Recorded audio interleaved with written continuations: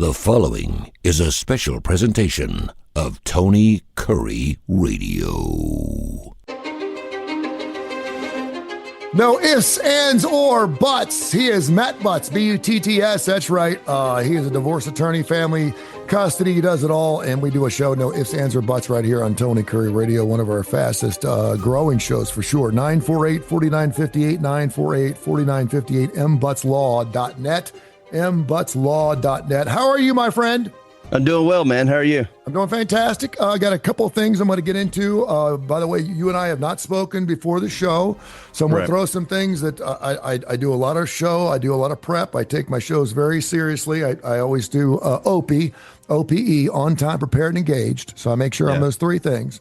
But I was reading some different things about divorces today, and there was a very interesting article that came out in the New York Post that came out this morning that said, if you're not discussing this by the third date, you may be in trouble. Do you know what that is?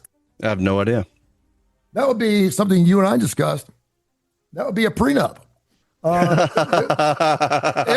you and I have spoken about this before. Date? The third date. Yeah, I mean, it's not a bad idea to set expectations soon. I mean, so that you're not dropping it on them. You're nailing it. So by the third date, what are you talking about? You're talking about, I mean, if your third date means something's going somewhere, right? First date, okay. Second date, maybe first date you go to, give it a shot. Third date is like the third is the charm. Okay, I think there's something here. Let's give it another shot. And so you're probably talking about marriage. Kiddingly, you're talking about, what's your thoughts on kids? You're asking more of those personal questions. And so the whole idea, according to some of these divorce attorney professionals, which you are, if you drop it early, it turns into more of a business decision and not such, you don't want to be dating someone for 4 years and then 3 weeks before the marriage go, oh, by the way, what do you think about this prenup? If you've laid it out after the third date, it's not something that's considered anything really emotional. Does that dig with you? It does. It does. I think it's a great idea, honestly. I mean, think about it. That is something that you are going to want. Be open about it. Say, if I ever did get married, I think I would probably want a prenuptial agreement. And you can, kind of dispel some of the taboo about the prenuptial agreement in that conversation too. And it either works or it doesn't. Well, and on the third date, if someone's asking about a prenup, that means they must be doing pretty well for themselves. So it's probably a good person to be latching up with, right? Yeah. I think so. And if there's nothing to hide, the way they look at it is you insure your health, you insure your car, you insure your house. So why not insure your marriage? Yeah. I mean, it's kind of the same. It's kind of the same thing. Something I saw some recent numbers here in 2010. Percentage of all marriages that had prenups. 2010. You want to take a shot? That had prenups? Yeah. I think it'd be less than 10. 3%. In 2024, 21%. 1 in 5 marriages are prenups. That's amazing. People are listening to their lawyers. Yeah. Why not, man? I mean, you can save it now or save it later, right? But I do like the idea of bringing it up early in a relationship. And listen, you'll know right off the bat, man, if they're like, hey, listen, I'm not talking about this, and you're on your third date, then they're much less willing to get serious with you than you are with them. So don't even deal with that thing. Another thing that came up, and I'd love to get your thoughts on this. There's a case up in New York right now where they're trying to decide whether public conversations between you and AI chatbots can be protected by the attorney-client privilege. No. That case. No. That case. This is something that you need to learn on this show here, my friend. This case is saying that if you share something publicly with a chatbot, it's not considered attorney-client privilege, which means it can be used against you. So Correct. Before the next time, before you go into a chatbot and say, hey, I'm thinking about getting divorced, what should I do? It's used like social media. It's used like anything else that's available. Google. Well, a lot of people look at conversations with Chat GPT as like their best friend, like they can have this conversation. No. Please tell people what to do, how to do it, because everyone's using AI for everything. And now if you end up getting in a conversation with a robot, it can come back to bite you in the ass big time. Any of that stuff we could get from a forensic investigation of your phone. So no, that's not going to be confidential. At least in my opinion, I don't know of a court that would say that that is confidential. It's not. You're not discussing anything with a human being. You're doing something yourself with a robot. So no. Okay, that's something to remember, that the robot is not a real human being. That's correct. And that seriously. And I'm gonna tell you. Yeah, like a lot of people will do research, and AI is a good thing. Like I mainly use it for collectibles and what's this thing going to be worth in 20 years type thing.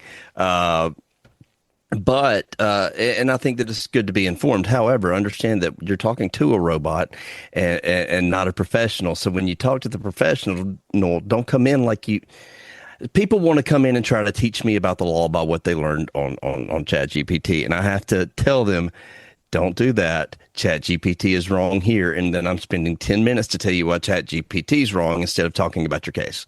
So don't do that. Just, First of all, you got Matt Butts. You got the best. I mean, it's not like you're going to pull anything over your eyes. mbutslaw.net. It's not like he's going to, and that doesn't work with your mechanic, by the way, either. I had something going on with my car a couple of weeks ago, and I thought, well, screw it. I'll just pull up ChatGPT. And I said, well, a buddy of mine was telling me that maybe that sound is coming from here. And he looked at me like, did you just ask Google that? And I was like, yeah. And he's like, it's full of shit. You don't know what you're talking about. Yeah, that's right. Because I've only worked here for 35 years. I don't know what I'm doing. I'm like, I'm sorry, man. I'd be like walking into a doctor saying, I've got this pain. And ChatGPT said that maybe it's this. He's like, okay, why am I here?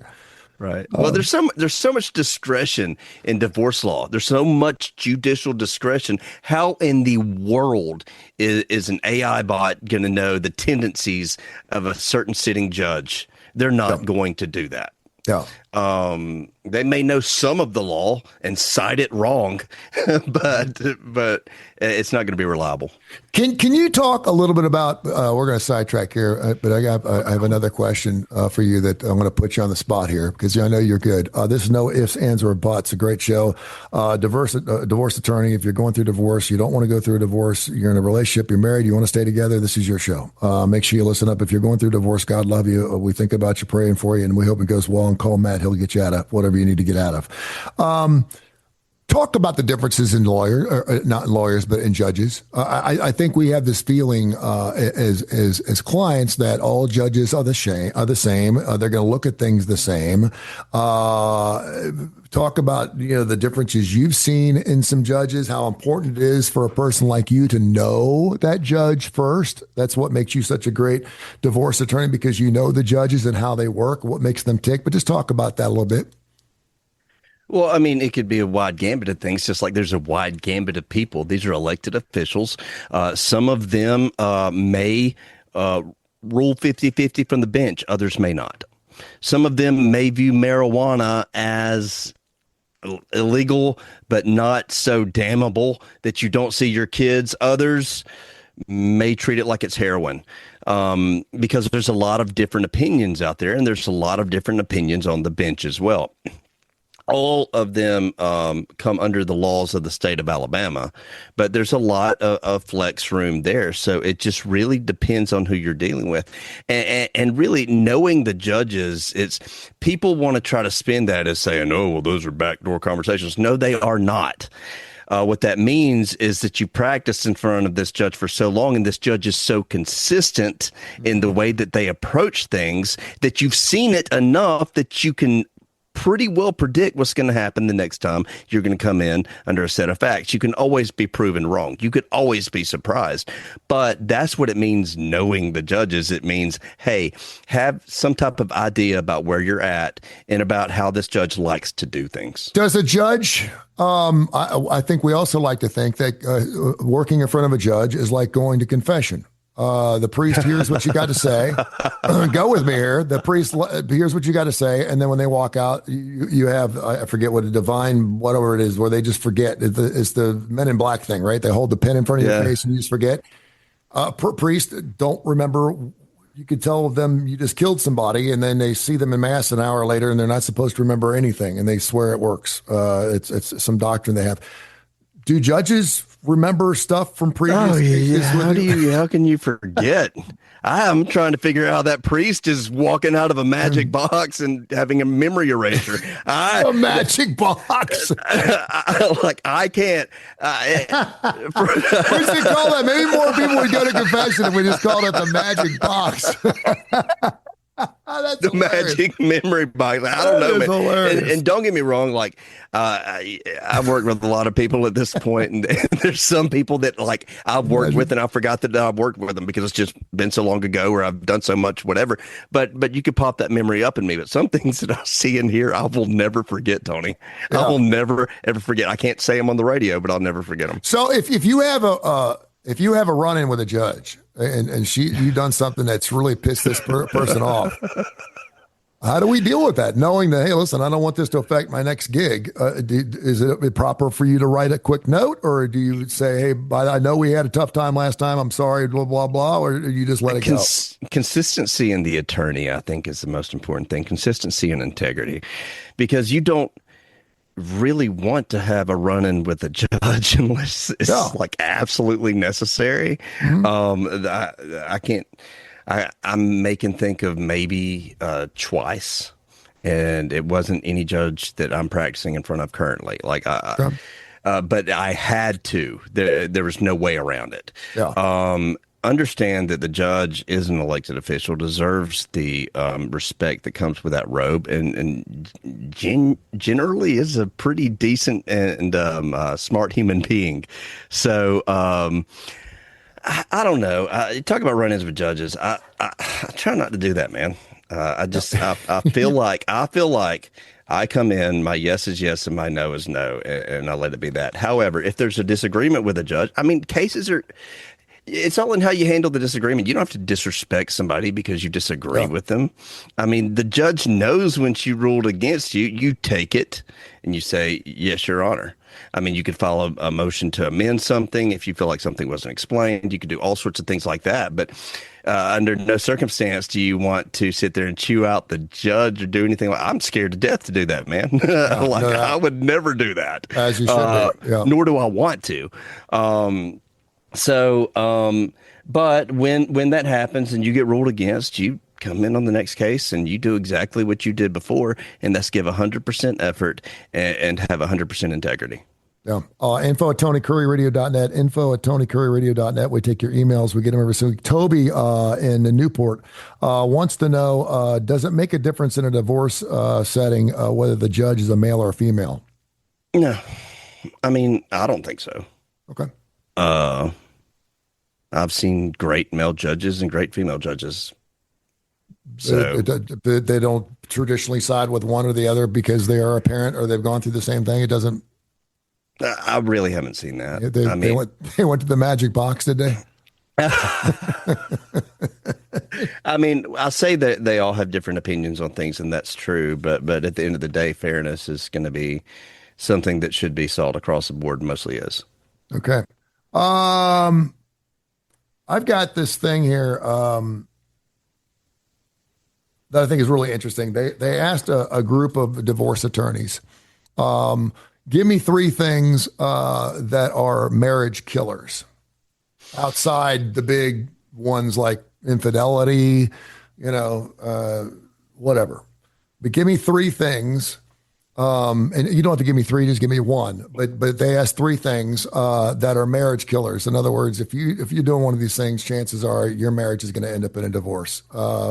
Any ideas? Anyone you want to go there? I've got perpetual selfishness gets really, really, really, really old, and I feel like we've kind of come up in the Disney generation where follow your dreams, follow your heart. Well, sometimes your heart is stupid and wrong, and you need to listen to your lawyer who tells you not to do these things that your heart is telling you to do. And I don't mean that ugly, but I just mean like this selfishness and this self-centeredness just takes over in people sometimes to where the world is their stage and they're the main actor, and you have to say no, like absolutely not. Stop. I mean, you can have a divorce if you want it, but you having an affair doesn't mean he emotionally abused you. That's not what that means. That's good. I'm gonna give you credit for that one because this says don't keep scores.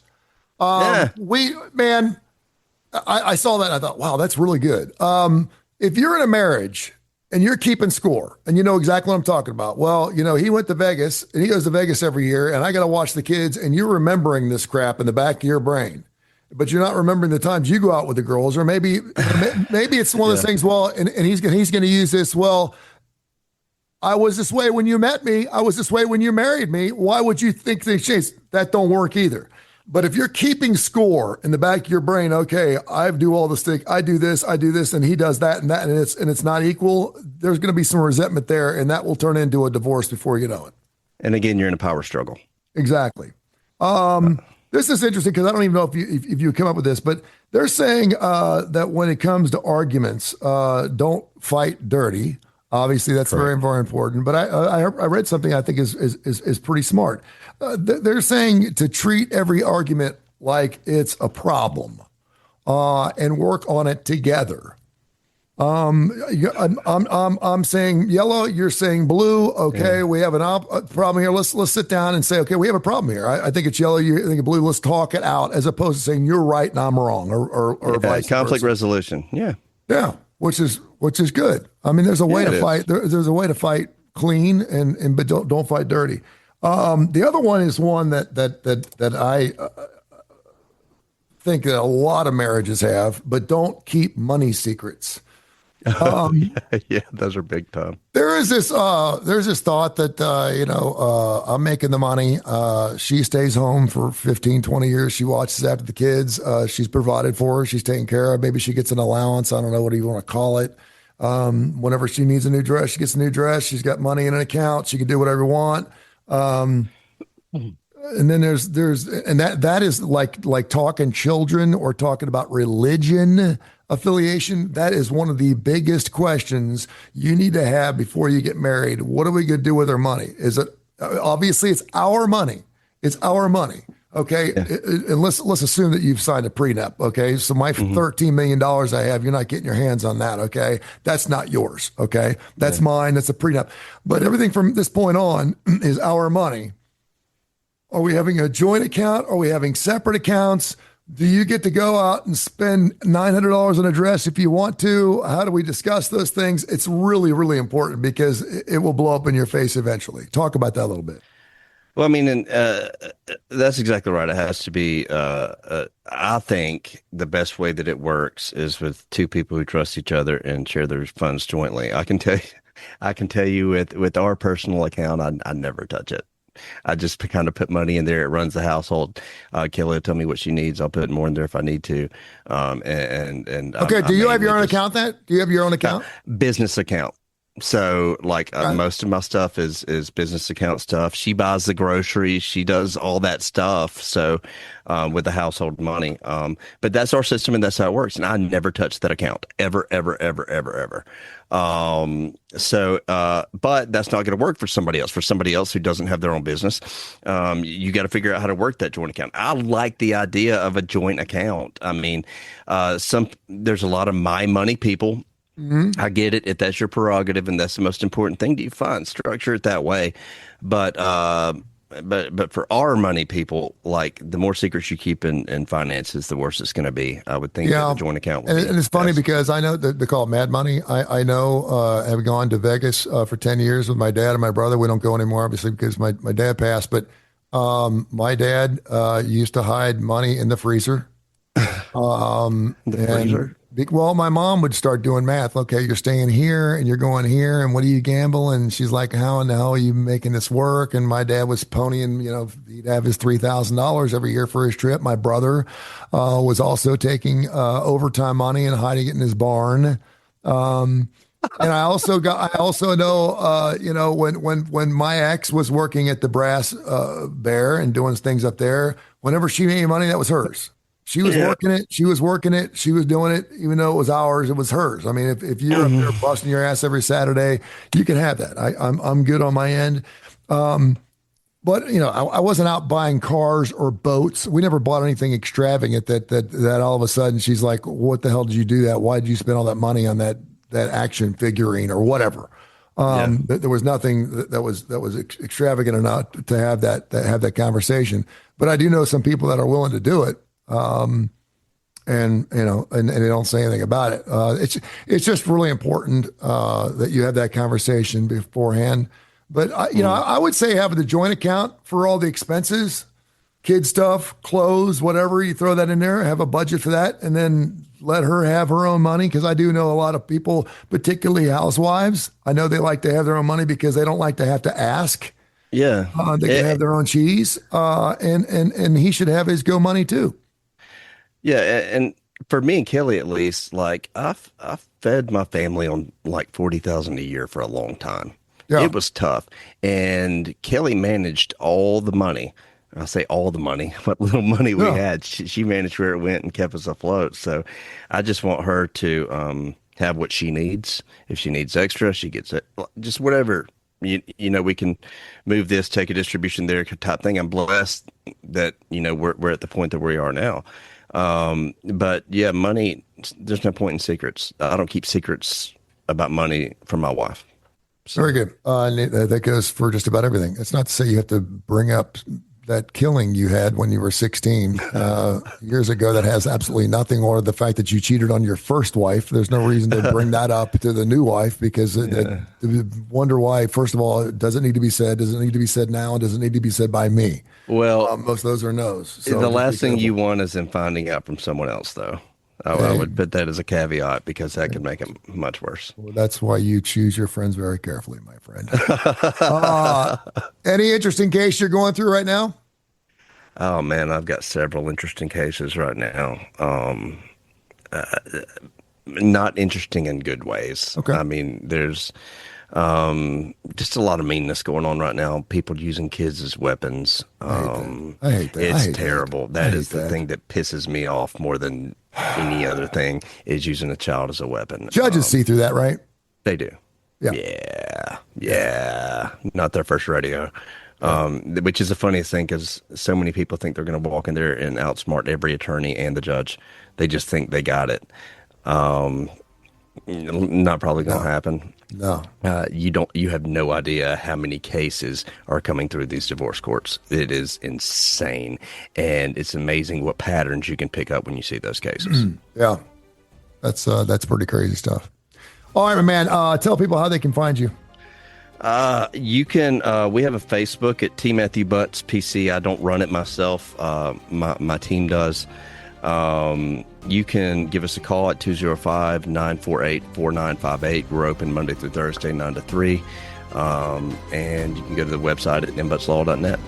You rock. Thank you, my man. We'll look forward to catching up with you next week. Go get on that AI, and remember, it's not a client client privilege. I wish I could show you right here. I've got Linda Hamilton loading a gun, smoking a cigarette on my wall. I've got it. That's awesome. It's right above my computer. I love that. Thank you, brother. Appreciate you, man.